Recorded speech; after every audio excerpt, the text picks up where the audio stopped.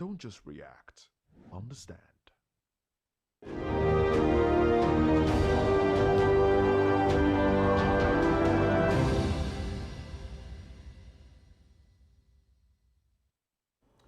Welcome to the Issues on Voice of the People TV, where facts collide with power and the truth hits hard. I am your host, Jerry Apelioi, and tonight we expose the story shaking Nigeria to its core. Yelwata bloodbath, troops are tricked, locusts accused. A nation in shock as General Musa reveals troops were misled by false intelligence, allowing terror to strike. Over 59 dead, hundreds of flee, and whispers of insider collaboration raise one burning question. Who is really fighting for Nigeria? Meanwhile, Tinubu under fire, bad roads or bad leadership? That's the question. Peter Obi takes aim, saying the president abandoned a grieving community when they needed him most. No helicopter, no visit, no presence, just excuses. Can a commander-in-chief lead from a distance, or has leadership gone missing? Still more, APC backs Tinubu for 2027. But what about Shetima? Tinubu gets the party's nod for a second term, but the vice president's name is nowhere in sight. A nation watches as political tensions simmer and regional loyalties are put to the test. Tonight, we'll cut through the spin and dive into the power struggles, the silences, and the real cost of inaction. This isn't just politics, it's a struggle for justice, accountability, and the future of our country. Stay with us. This is the Issues, and this is where the truth lives. After this short break, we'll dig deeper into this topic some more. Don't go away.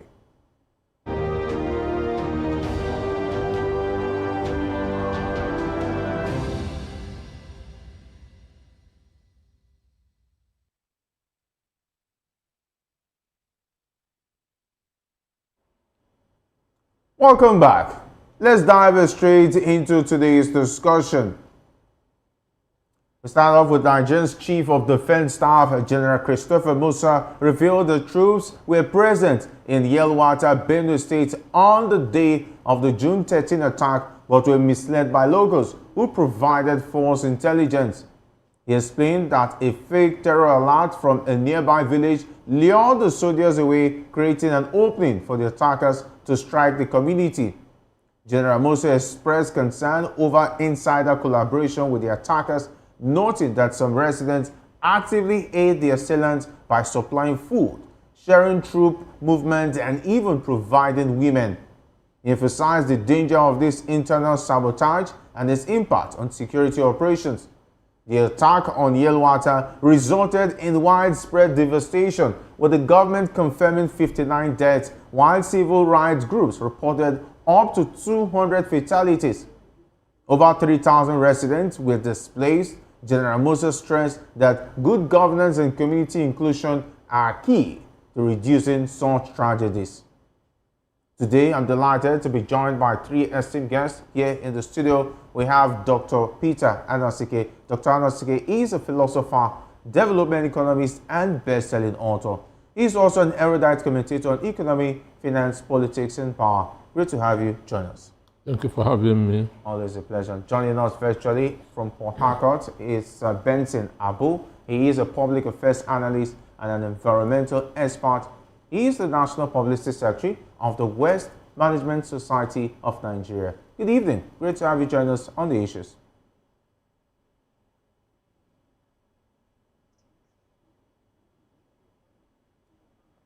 All right. Also joining us this evening on the Issues, we have Ezike Wanweze, I beg your pardon. He is a philosopher and public affairs commentator. That means we'll be having two philosophers in the house. Good evening, Ezike Wanweze. Hello, good evening. Thanks for having me here. All right, as tradition will have it, let me start off with Benson Abu. Taking a look at what has happened in Benue And since then, there've been a lot of follow-up on what has happened. But if locals can manipulate military with fake intelligence, who really controls the ground in Benue? Is it our forces or the assailants themselves?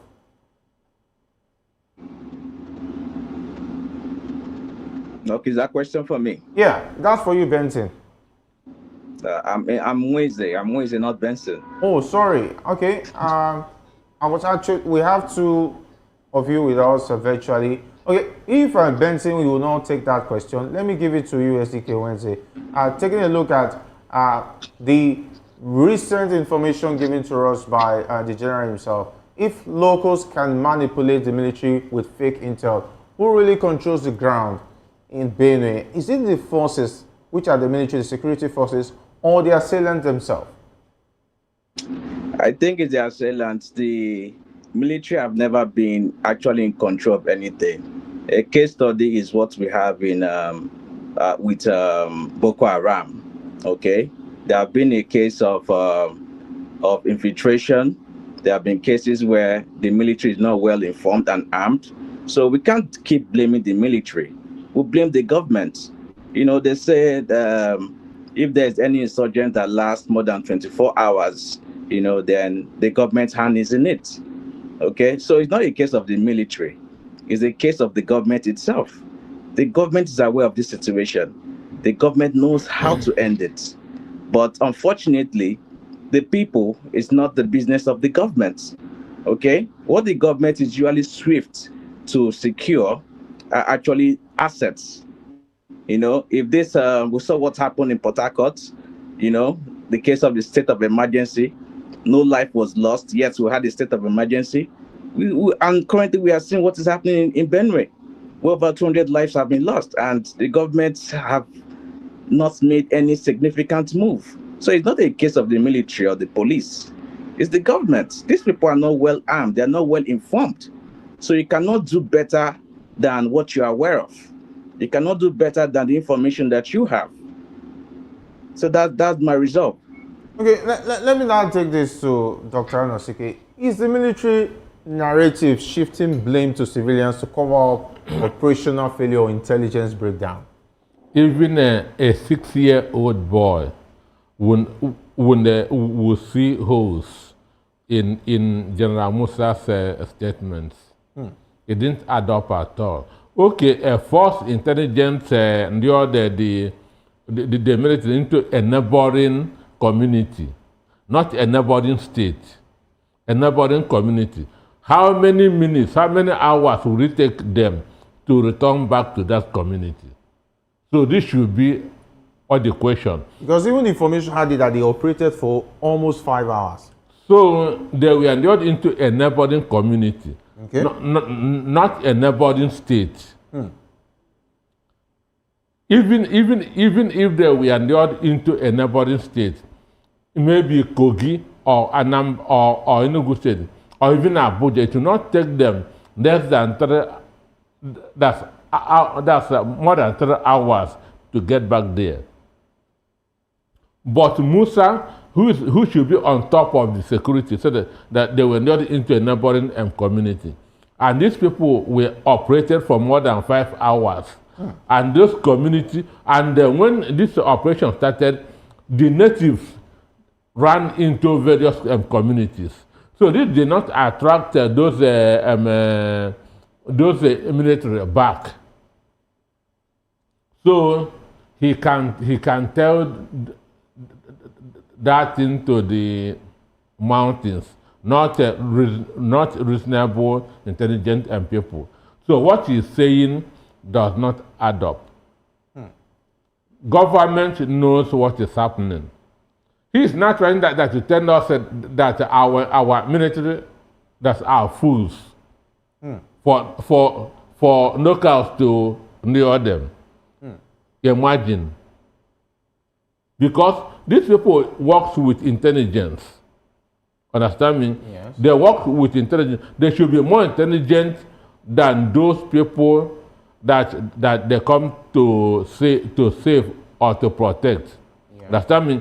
If I'm a local and I have more intelligence, than the military, then I don't need them. Do you understand me? Yes. So he is saying that we have half-baked people, unintelligent people in the army. And that's why ordinary locals can lure them into a different community. And we take them a whole day for them to return back to the community. And up to today, no single arrest has been made. They were in the same town when this thing was happening, and up to today, no arrests have been made. So this is just compromise and complicit.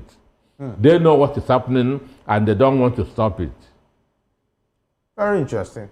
Let me take it back to Wednesday. Taking a look at the situation, what systemic failure allows insiders to aid terrorists without consequence? Fear. Could it be fear or poverty or complicity from higher ups? Sorry, I didn't get the earlier part of that question. I said, what systemic failure allows insiders to aid terrorists without consequence? Because are we going to say that they are afraid of the terrorists, or is it due to poverty, maybe induced by money or complicity from higher ups, like have been alleged to be involved in all of this terrorism going on?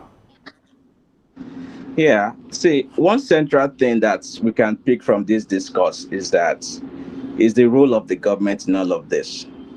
Okay, so the idea of blaming,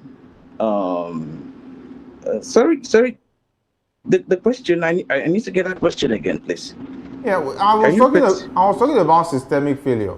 What systemic failure?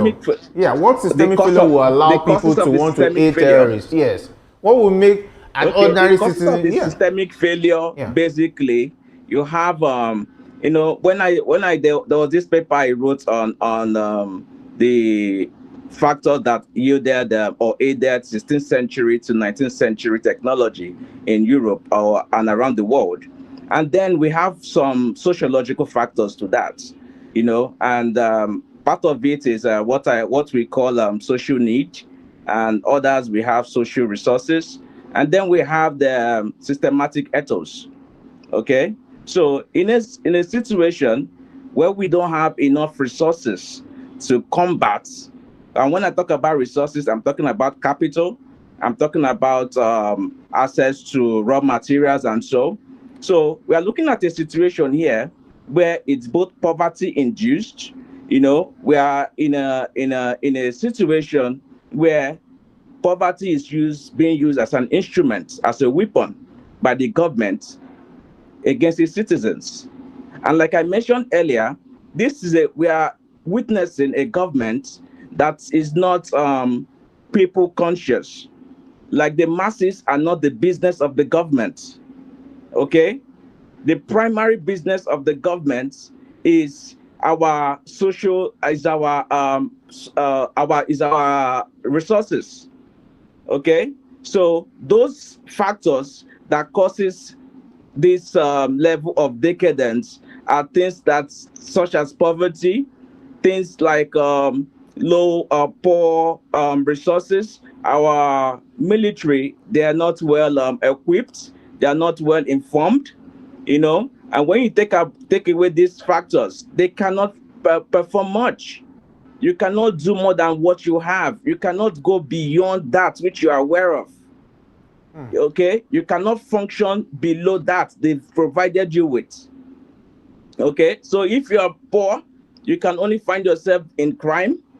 If you are asked to do anything and you're not well equipped, you only find yourself malfunctioning in that particular field. Okay, so I take it back to the government. There's a role for the government to play. The government is not doing their job. And let's just not totally look at the government totally. The people also have a role to play. Okay, security is not a one-man thing. Security is a collective effort. Okay, it's an effort of you and I. So it's an effort that requires you and I to be totally involved. Okay, it requires our own input. the kind of people we are aiding, because most of the times I tell you for a fact that the locals are also aiding this insecurity.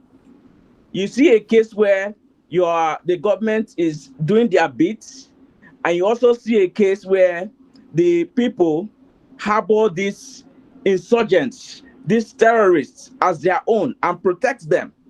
These people are not spirits. They have houses that they live. You know, they interact with people, and the locals know where they are. Okay, so the locals, which is you and I living in the same community with them, know these people.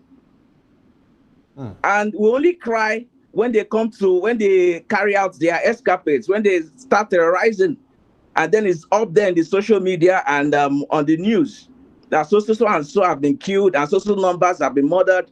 But in the real sense, they are not spirits. The people know who they are. The people are not helping the government, and the government is also not playing their part as they should. Okay, thank you very much, Dr. Anosike, what would make even these attackers go into this venture of killing innocent people? What would make them have such a mindset? Well, just like as I told you yesterday, that what is happening in Benue is not what is happening in Enugu State. Okay. In the same way, what is happening in Borno, in Katsina, is not what is happening in Benue State. Locals are not aiding those terrorists. Whoever said that locals are aiding them is not true. Locals are aiding those in Borno because they have sympathy for them. But the people in Benue are against these people coming to take over their land. Could they have not been infiltrated by saboteurs? So I can agree that fear could be a factor.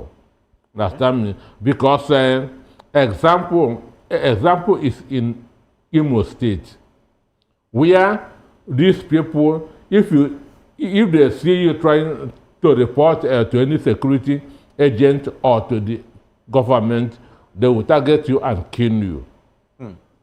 This is what is happening in Imo State as we speak, especially in the north. That's Okigwe, Mbano area. Understand me? If they see you as a saboteur, as an agent of government or somebody who gives information to the security, they will kill you. Understand me? So that one, fear will not allow them that to talk. Because the people that are doing this in Imo are from there. Understand? But the people that are doing this are not from Benue. But their takeoff point is Nasarawa State. Understand? Their takeoff point is from Nasarawa. It's from Nasarawa that they go to state, they go to Benue State. Understand me?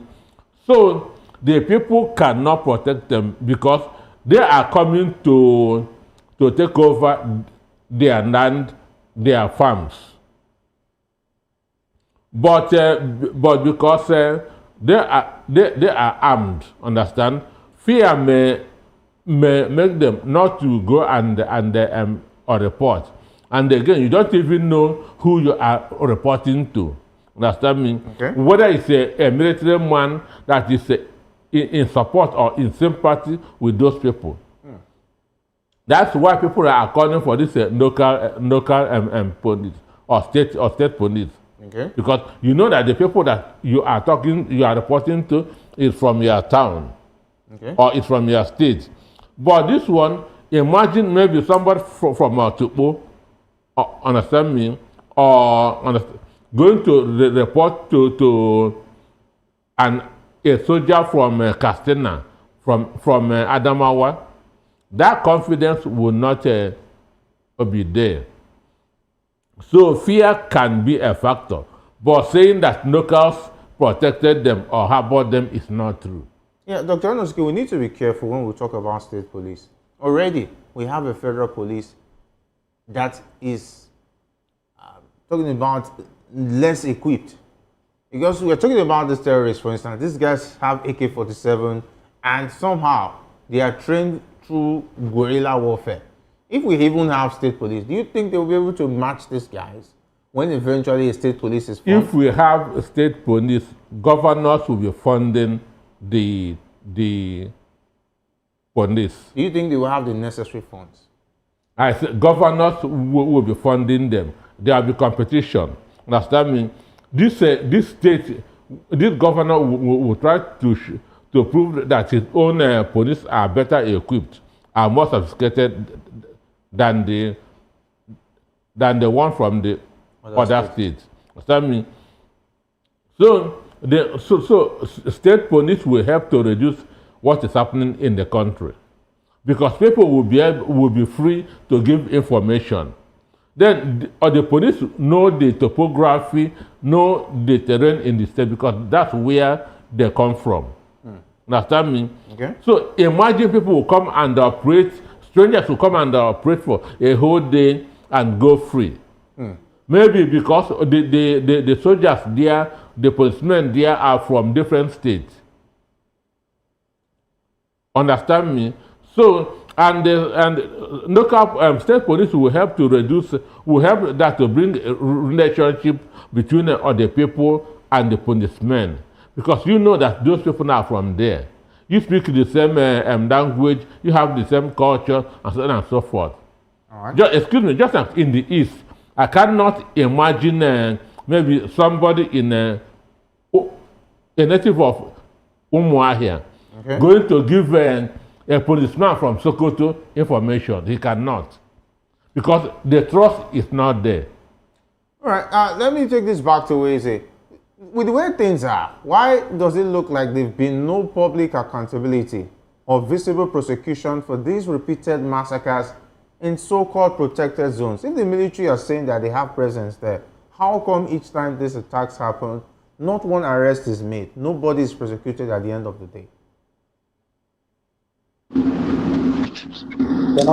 Thank you. You know, one factor that we've not actually looked at is the role of the military in insecurity in Nigeria.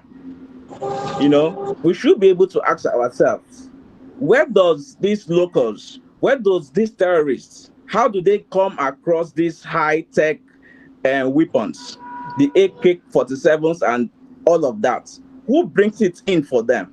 How do they get it? Where do they pass? Through the customs, through the military? We need to investigate the military.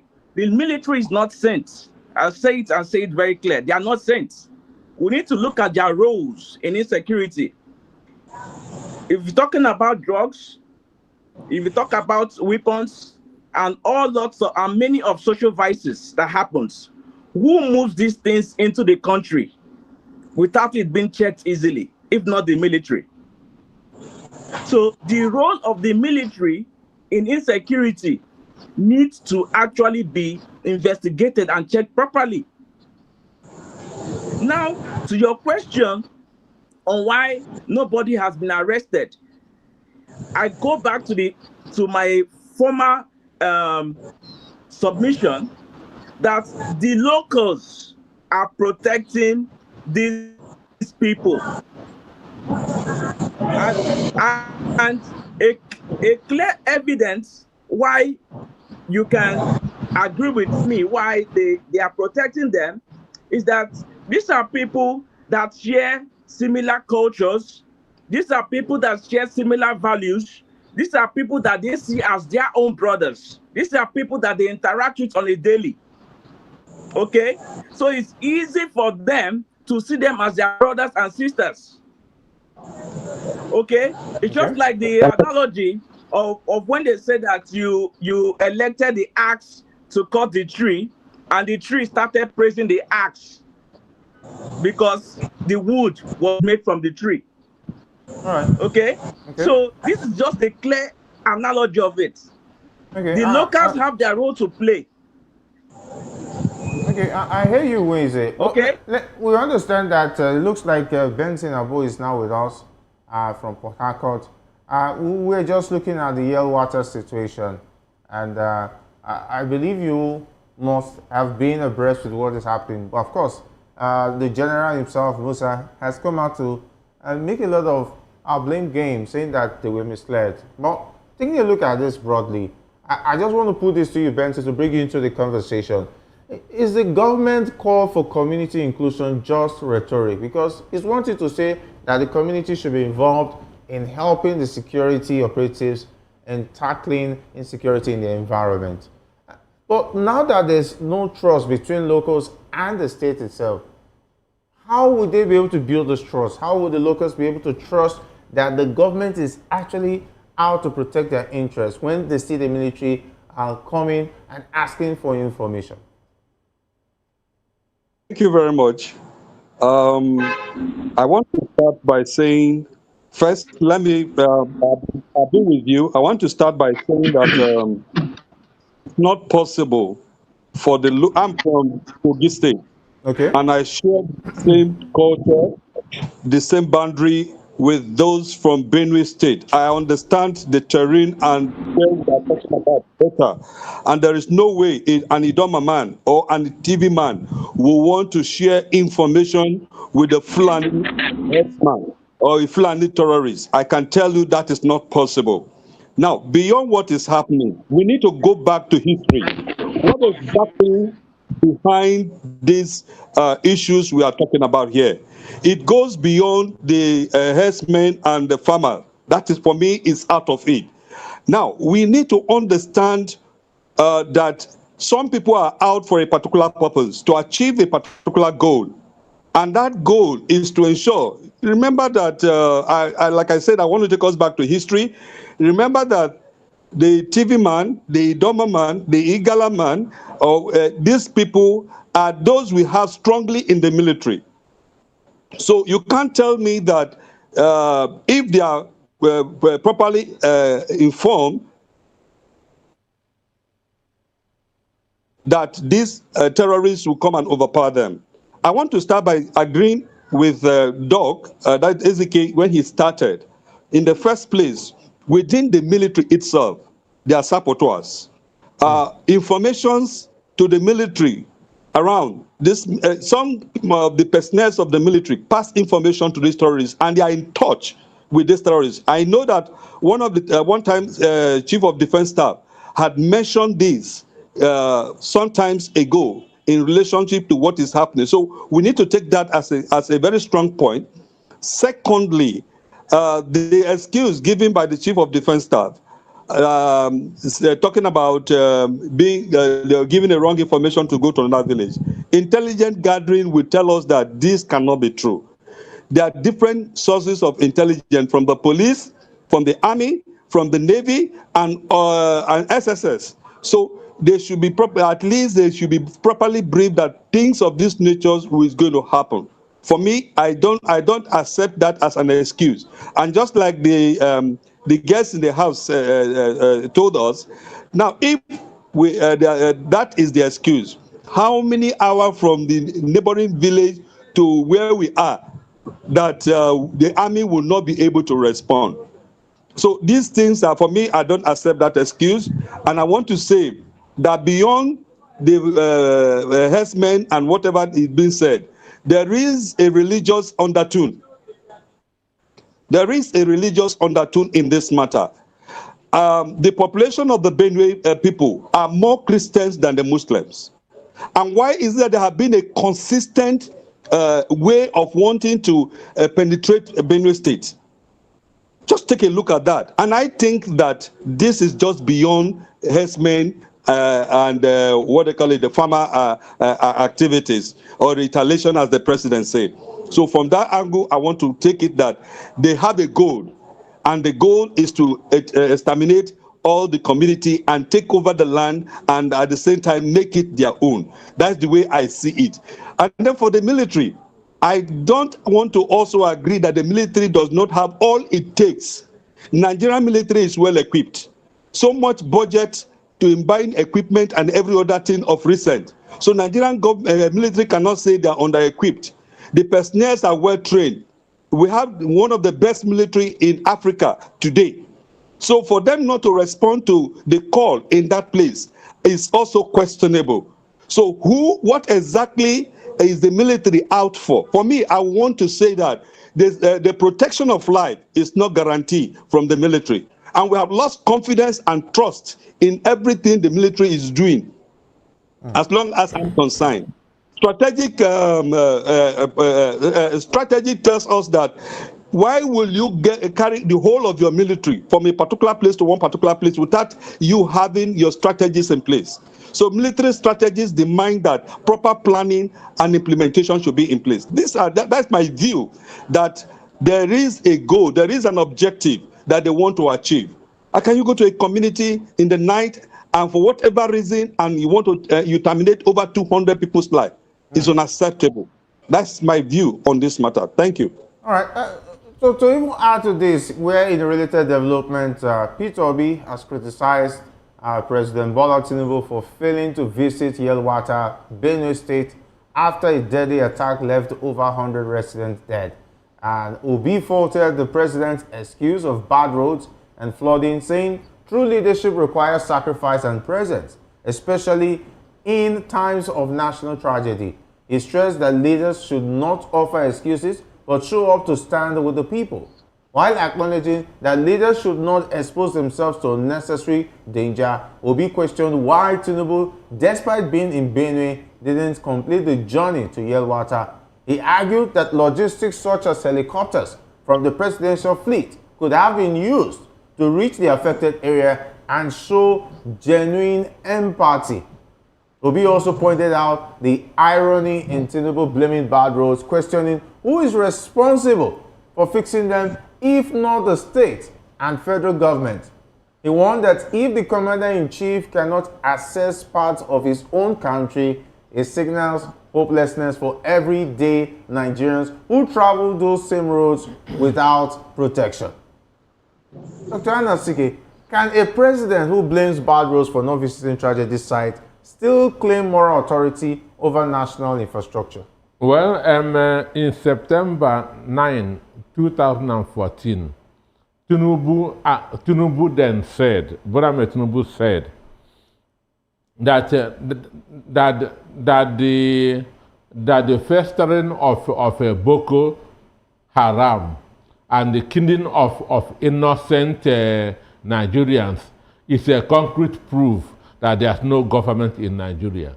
I want to make a repeat, that the festering Boko Haram and the killing of innocent Nigerians is a concrete proof that there's no government in Nigeria. That's what he said on 9th of September 2014 when Jonathan was in office. So what is happening now? It means that, going by what he said, it means that there's no government in Nigeria. For what is happening now, go and read the Ottoman Danfodio Jihad, starting from 1901. Understand me? That is what is happening in Benue. That is what is happening in Plateau State. They know this. This is the fulfillment of Ottoman Danfodio Jihad that started, understand me? So anybody that's telling you communal, whatever. And Ezekiel said that these people share common culture, no. Benue people and the Fulanese don't have the same culture. Understand me? No Muslim has become governor of Benue State. This shows you that Benue is predominantly Christians. Plateau State are the same thing. So they don't share the same culture, they don't share the same language, they don't even have the same worldview. So they don't see things the same way. So there's no way a Benue man or a Plateau man can hide a terrorist from the north. It cannot happen. So what Peter Obi did is, what Peter Obi said is true. Tinubu went there for a carnival in Benue State, not for mourning. Understand? But it's not really his fault. It is the fault of the governor. Understand me? Who should be stripped of that his so-called reverend or priesthood, because a Satan has more conscience than him. It was not Tinubu that told the governor to lie the children on the road. Understand me? Why the rain is falling. It is not Tinubu that told the governor, it's not Tinubu that told that the children to dress very well. Understand me? Children who are supposed to be mourning, understand me, their parents and other things. It's not Tinubu that told him to, or the governor to declare a public holiday to welcome his imperial majesty. Okay. So there's no sign of that's why then Father Temi said that it would have been better that Tinubu did not go to Benue, and I support him. All right, let me take this to Weze, because it looks like definitely he will be getting all this some bit of sticks. But let's look at Peter Obi's comments. Can a president who blames bad roads for not visiting tragedy sites still claim moral authority over national infrastructure?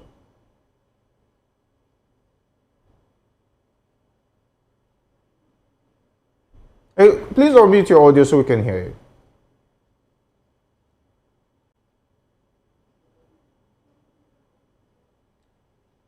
Wednesday, we can't really hear you now. Please unmute your audio so we can get to hear you.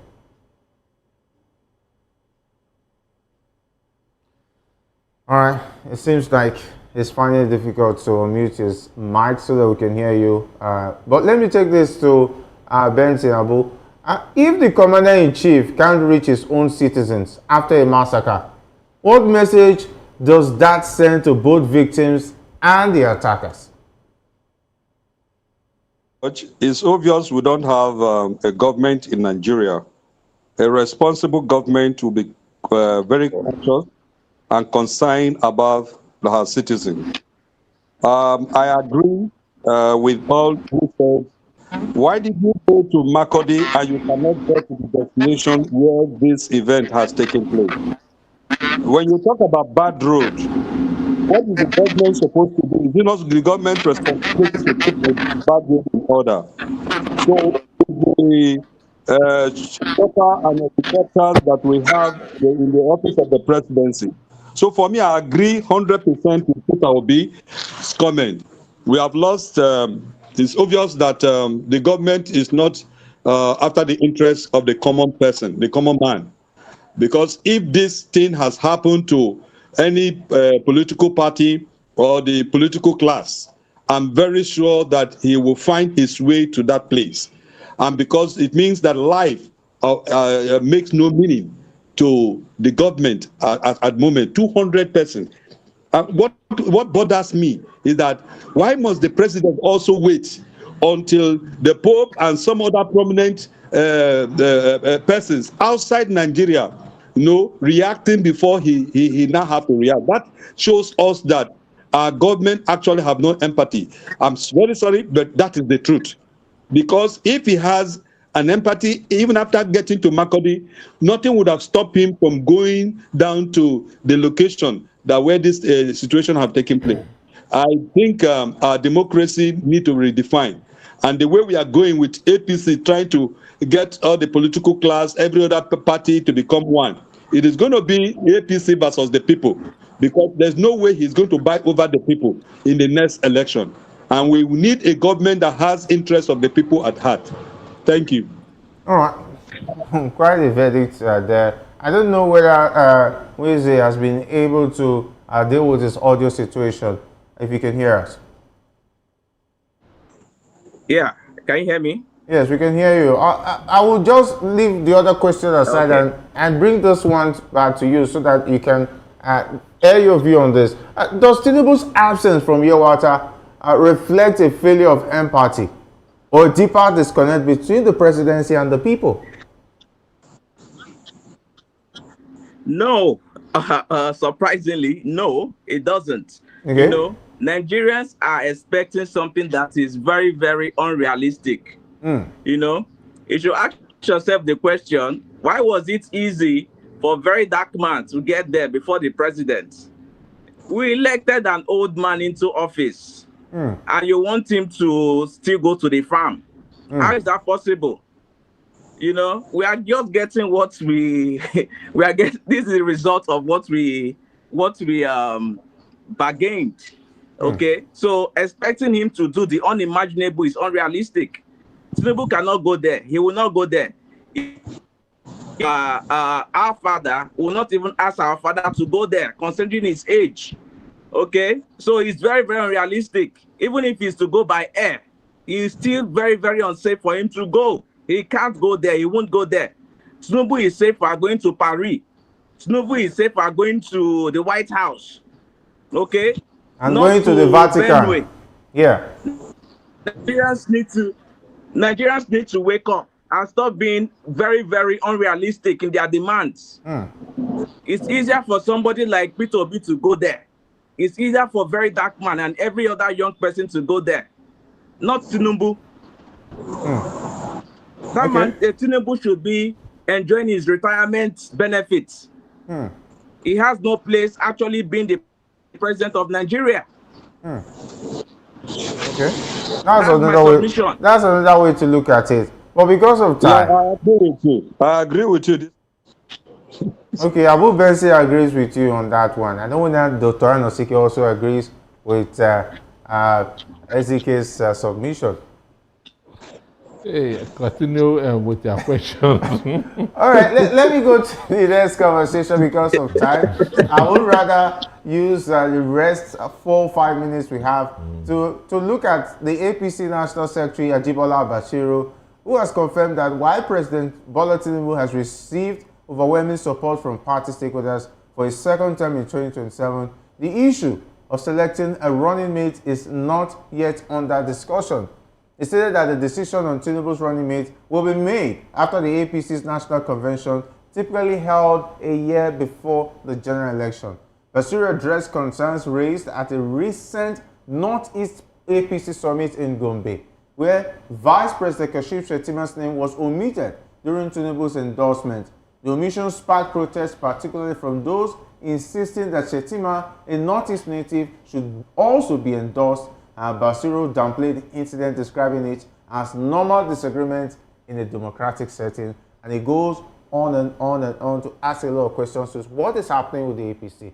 Dr. Anisike, in 1 minute, if the APC is confident in Tinubu's 2027 re-election, why does uncertainty still surround his relationship with Vice President Shettima? Well, for me, it is the president that selects his vice presidential candidate. Yes. So, but the party can also say that for balance, that let this person, understand me, because the responsibility of the vice president is to balance the president. Maybe this guy coming from the southwest, the other one coming from the northeast. Understand me? So that's the idea. So that whether he's going to run with Tinubu or not, it is too early to decide that. But we know that there's a lot of pressure on the president. There's a lot of pressure on the party. Some people are saying that they shouldn't continue with a Muslim ticket. Okay.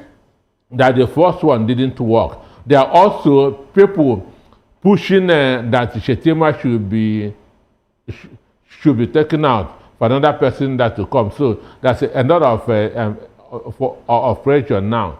But the president has the right of refusal. Okay. So he can now choose who will be his vice candidate. Sure. All right. In 30 seconds, Abu Benson, just tell us, if the APC is confident in Tinubu's transition rate, why is it looking like Shetima's situation it's dicey? If the APC have agreed that Tinubu performed very well, and they both have tickets together, for me it's a contradiction. You can't say Tinubu performed very well without the vice president. So, but if there have been differences between them, that's a different thing. But for now, if Tinubu is accepted to have performed very well, it means he has worked with Shetima and have worked very well. So Shetima has the right also to be part of him. Like the first speaker said, 2027 is still very far. But since they have started their political activities, it was also wrong for them not to mention Shetima's name. Okay. And I 100% accept whatever has happened in Gombe. Okay. I hope we knew as the case may be to be able to balance this. For me, Shetima and Tinubu are still having one ticket until 2027. Thank you. All right, SDK, please just do this in 30 seconds. Is the APC already repeating PDP's 2015 mistakes, relying on early endorsement while underestimating internal fractures? No. I do not agree that they are making any mistake. Okay. I would say that I still believe that Shetima is still going to run, and I support his running with Tinubu, because one thing that you cannot take away is that since Shetima became the VP, the Boko Haram insurgents have actually died down. Oh, really? Okay, and I'll credit Shetima for that.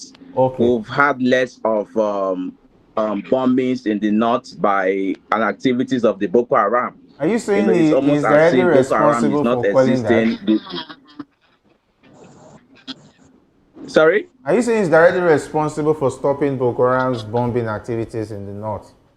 Yes, I believe that Shetima has a very good role to play and has played his role in making sure that the insurgents is not as it used to be in past years. All right, thank you. Thank Yes, you. We have to go. Yeah. Thank you very much. Thank you very much, SK. Thank you very much, Benson Abu. And of course, thank you very much, Dr. Nosike. And that's where we leave it tonight on the issues where headlines meet accountability and every story hits where it's hot. From the streets of Yelwata to the power place in Abuja, one thing is clear. Nigerians deserve answers, not excuses. I am Jerry Apeliohai. Thank you for watching. Stay curious, stay critical, and above all, and stay engaged. Until next time, this has been the